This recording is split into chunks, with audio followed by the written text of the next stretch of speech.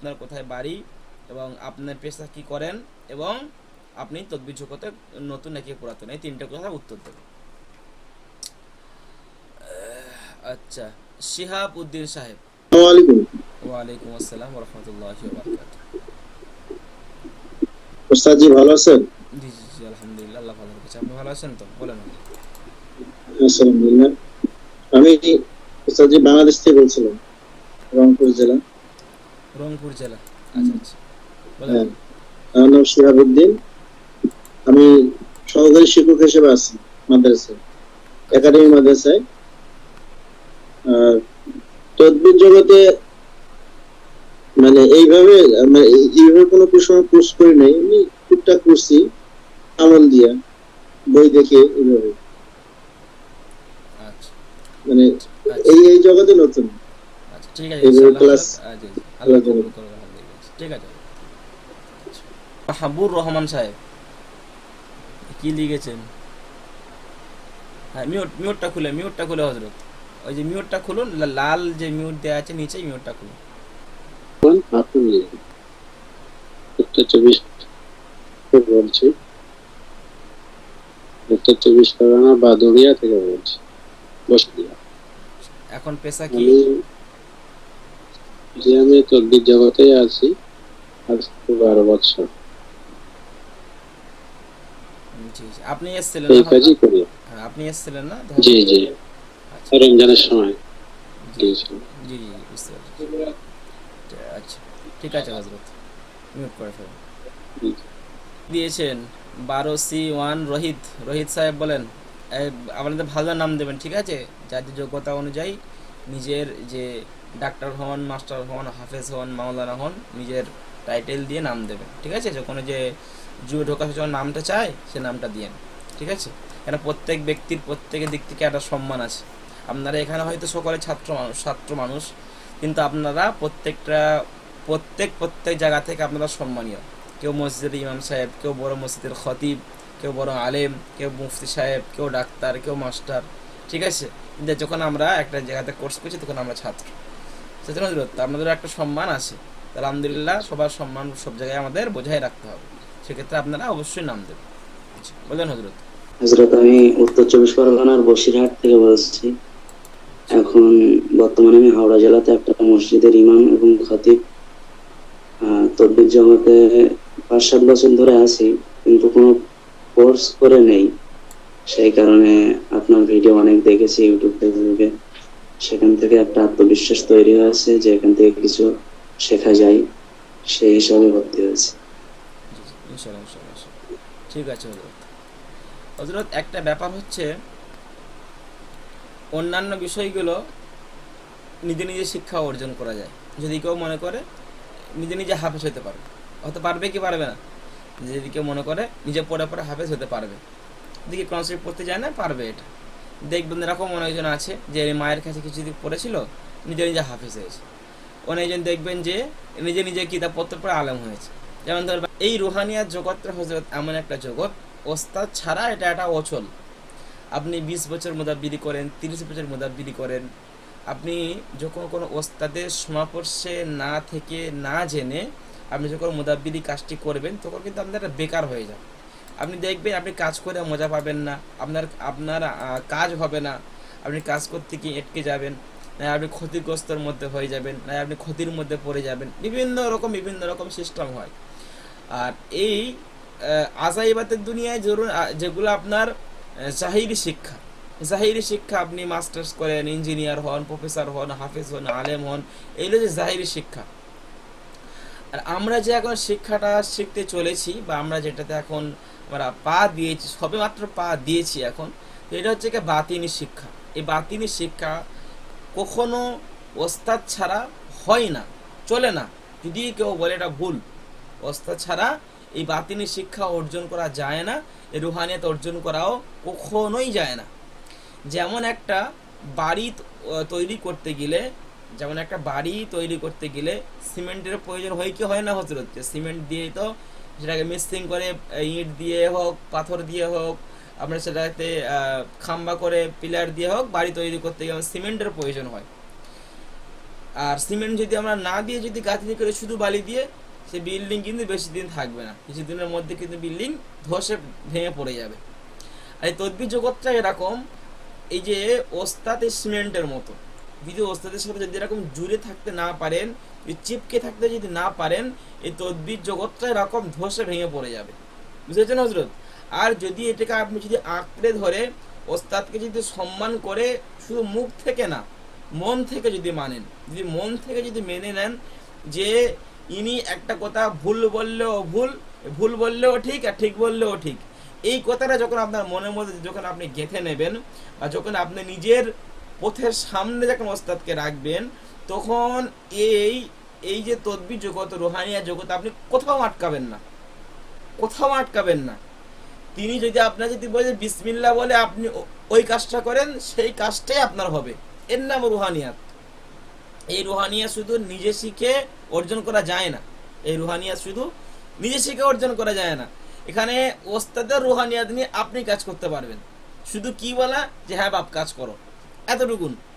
এই যে এই সিস্টেমটা কেমন হয়, যেমন ধরুন আমি যার কাছ থেকে শিক্ষা অর্জন করেছি, আমার গুরু, আমার ওস্তাদ বা আমার মুর্শিদ, পীর যাই বলেন, তিনি আবার যার কাছে শিক্ষা অর্জন করেছেন, আবার তিনি যার কাছে শিক্ষা অর্জন করেছেন, এই ধাপে ধাপে ধাপে ধাপে ধাপে ধাপে একটা রুহানিয়াতের সাথে কানেকশন আমাদের তৈরি হয়ে যায়, বুঝাচ্ছেন হজরত? এই রুহানিয়াতের সাথে এটা আমাদের কানেকশন একটা যুক্ত হয়ে যায়। সেই ক্ষেত্রে আমাদের সব কিছু নিজের খেটে নিতে হয় না, কিছু কিছু আমরা সাইড থেকে পেয়ে যাব নিজের আখলাক, আচরণ, ব্যবহার দিয়ে, বুঝাচ্ছেন হজরত?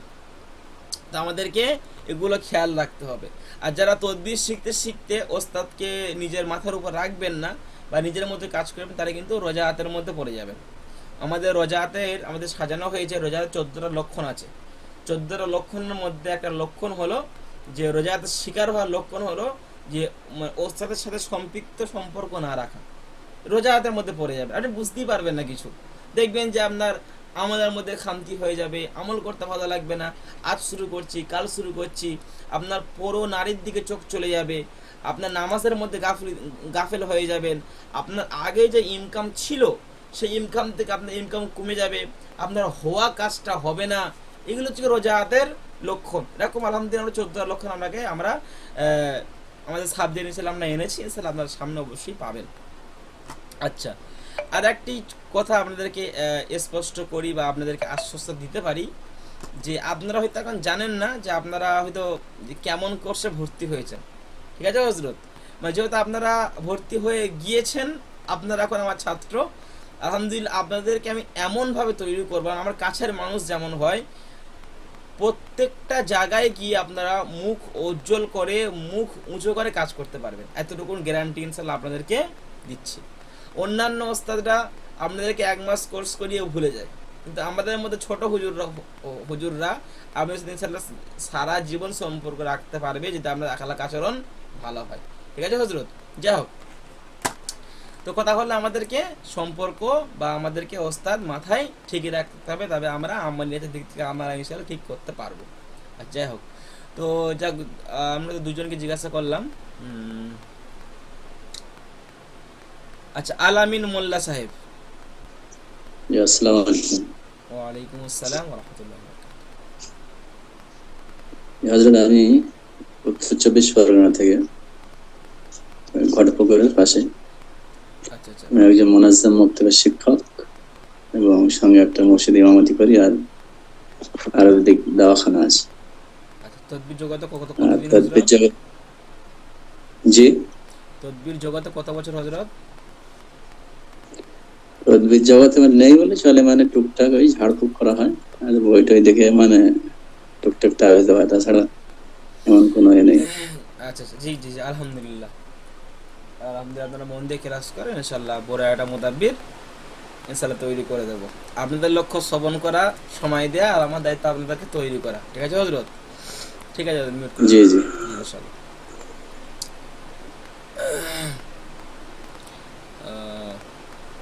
কি একটা কথা বলতে গিয়ে ভুলে গেলাম, যা হোক পরে ইনশাআল্লাহ মনে আসলে বলবো।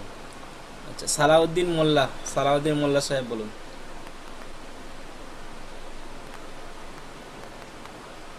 আসসালামু আলাইকুম ওয়া রাহমাতুল্লাহ। ওয়ালাইকুম আসসালাম। ভালো আছেন ওস্তাদ জি? জি জি জি, আলহামদুলিল্লাহ হজরত, আপনি ভালো তো? আলহামদুলিল্লাহ, আল্লাহ ভালো রেখেছে, আল্লাহ আপনাকে দয়ায় এবং জি অসীম কৃপায় একটি সুন্দর সকালে সমৃদ্ধভাবে একটি ক্লাস আমরা উপস্থিত হতে পেরেছি। আল্লাহ পাকের শুকরিয়া, আলহামদুলিল্লাহ। জি জি। আমার বাড়ি হচ্ছে উত্তর চব্বিশ পরগনা, লাউহাটি গ্রাম, রাজারহাট থানা। বর্তমান নিউ টাউন বালিগড়ি একটি মাদ্রাসাতে খেদমত করছি। আর পড়াশোনা শিক্ষাগত টিপস কমপ্লিট করে মাওলানা করেছি, কমপ্লিট করেছি। এখন একটু কেবল লাইনে। আর এই মুদাব্বির জগতে বা তদবির জগতে একেবারেই নূতন, আহ, একেবারেই প্রাথমিক অবস্থা। এই ব্যাপারে ইতিপূর্বে কখনো মাথা দিইনি বা আসিনি। তো যাই হোক, কোর্সটা আপনার এক ছাত্রের কাছ থেকে সংবাদ পেলাম কোর্সের ব্যাপারে। তো কিছু বিষয় তার থেকে জানলাম, শুনলাম এবং সেও আমাকে উদ্বুদ্ধ করেন ক্লাস করার ব্যাপারে। আপনার সঙ্গে কথা বলে জয়েন হলাম। আচ্ছা জি জি জি, আলহামদুলিল্লাহ। এটা হচ্ছে মাসুক হাসান সাহেব।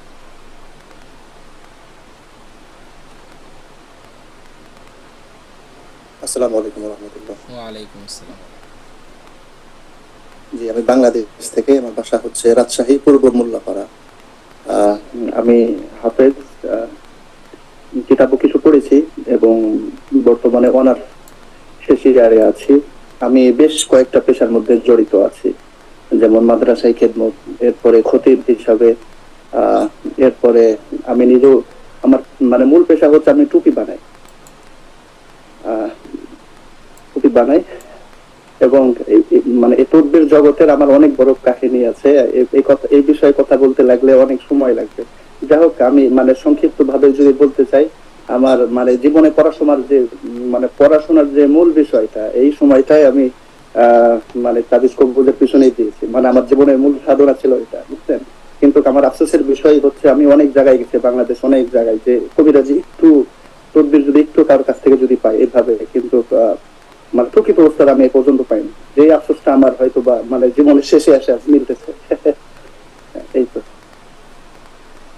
ঠিক আছে ইনশাল্লাহ, ঠিক আছে। আব্দুল আজিম সাহেব।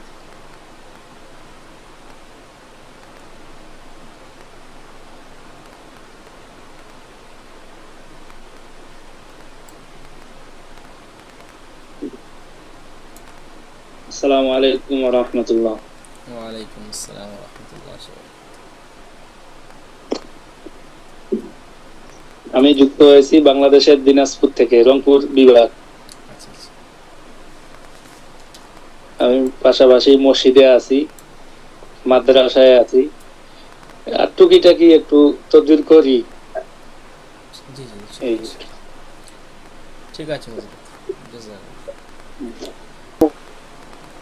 নবগ্রাম আমার এই তদ্বির জগৎটা প্রথম।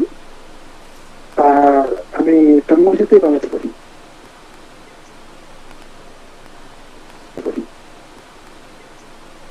ডক্টর রবিউল আলম সাহেব, বলুন।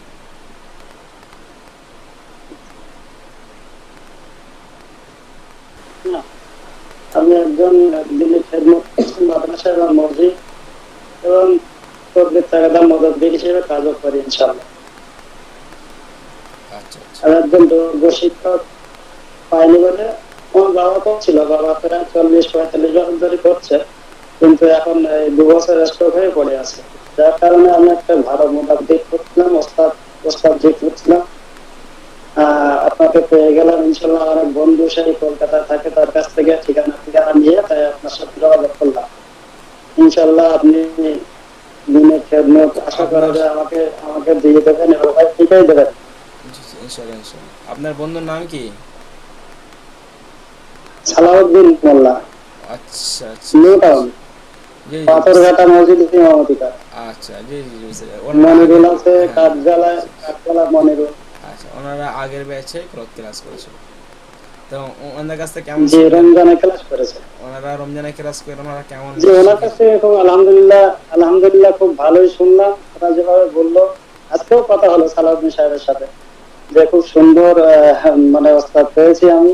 আমার বাবাও তদবির করতো, কিন্তু বাবার কাছ থেকে সেইভাবে, যার কারণে মদাব্বির বা আপনার নাম করলো, খুব সুন্দর ভাবে তারা কি শিক্ষা পেয়েছে আর কি, এক কথায়। এবং ওনাদের মুখ দিয়ে আমি শুনে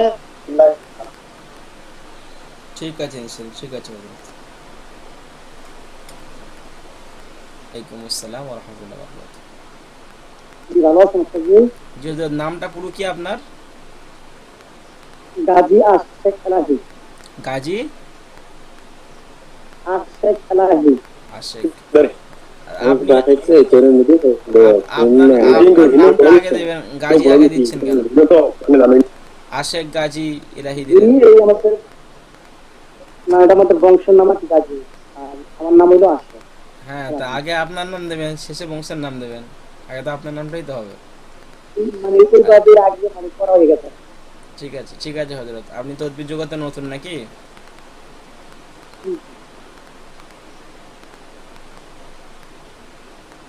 তো তদবির কি নতুন, তদবির জগতে নতুন, আগে তদবির করতেন?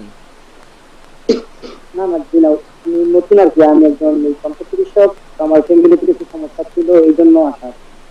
আচ্ছা আচ্ছা। তদবির তদবির জগতে ঢুকেছেন, ভালো করে নিয়ত করে ঢুকেছেন তো? মাঝখানে ছেড়ে চলে যাবেন না তো? জি, জি। না না ইনশাআল্লাহ। হ্যাঁ, তদবির জগতে আসতে গেলে অনেক নিয়ম কানুন আছে, সামনে অনেক নিয়ম আছে, অনেক কিছুকে ছেড়ে দিতে হবে, অনেক অনেক কষ্ট করতে হবে, অনেক সাধনা করতে হবে। সবে থেকে ক্লাস শুরু আমাদের। ঠিক আছে হযরত? যেন ইনশাআল্লাহ আবার দোয়া করবেন। ঠিক আছে, আল্লাহ কবুল করুক। জি হযরত। আসসালামু আলাইকুম। M K Mahfuzur Rahman, Mahfuzur Rahman. আসসালামু আলাইকুম। ওয়ালাইকুম আসসালাম ওয়া রাহমাতুল্লাহ। জি বলেন। জি হযরত, কেমন আছেন? আলহামদুলিল্লাহ, আপনি ভালো আছেন তো? জি আলহামদুলিল্লাহ। আমি বাংলাদেশ থেকে নওগাঁ থেকে বলতেছি। আচ্ছা আচ্ছা। আর তদবির জগতে নতুন। ঠিক আছে ইনশাআল্লাহ।